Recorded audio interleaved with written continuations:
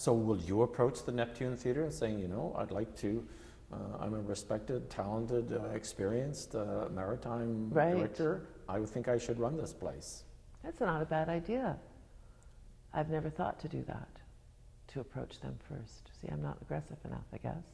I guess because I've been shortlisted twice, I've been through the process twice. So, I mean, I'll get an interview if, right. You know, I always get the interview, but it's like always a bridesmaid, right?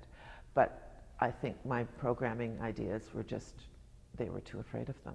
They didn't want that. They just, I mean. Can you briefly describe how the process works for going, applying, or being sought out, and then the shortlisting and the interviews?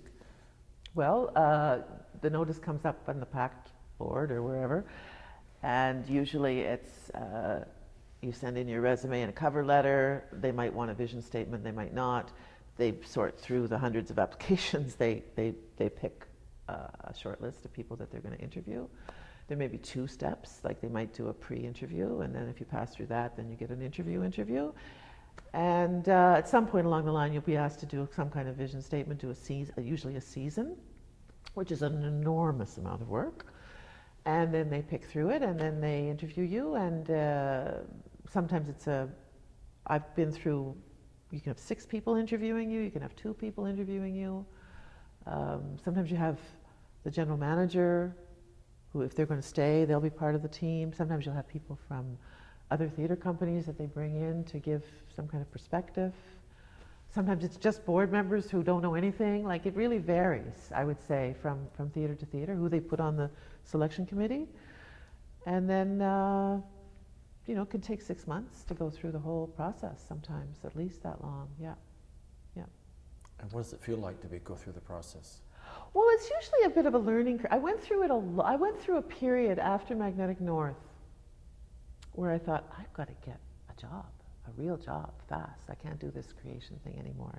And I felt really qualified. Like, I had done so much. I really felt I can do this. I could run the Center, I could run the Neptune, I could run the ATP.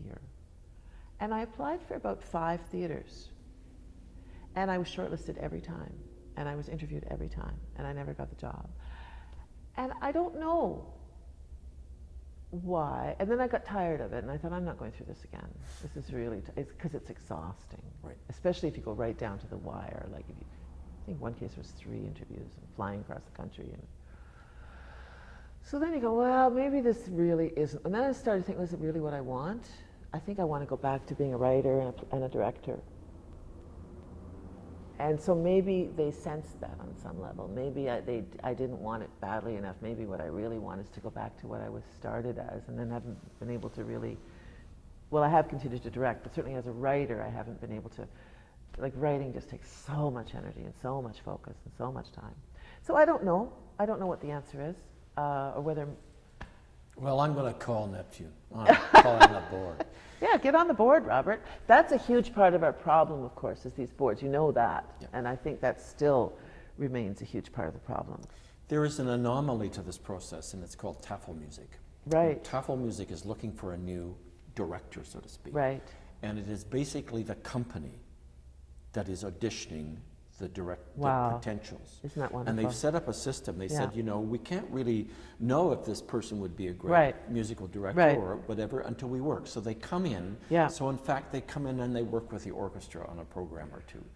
And the process is now into its 2 through 3 years. But they are so aware, they don't want the above layer up here to determine their directorship, right. like TSO. They want the creative part of the company to say. The problem is with the regionals don't have a creative company. There's nobody to audition them. The actors are jobbed in. The full-time people, as you know, are the administration. So you might bring them in on the process, but that's not so basically the problem is there is no creative hub. Yeah. So it's not a model that, unfortunately, could transfer. And there's the last thing I'll put in this discussion, which is what happened to Ken Gass in Factory Theatre. Right. When the board, and he and his board just came to loggerheads, yes. and the board decided to boot him, so to right. speak. And a lot of us in the outside community said, well, of course the board is responsible right. for the theatre, but we, the Toronto community and the whole artistic community have actually invested in that theatre. So we're stakeholders. Why aren't we, the larger community, yeah.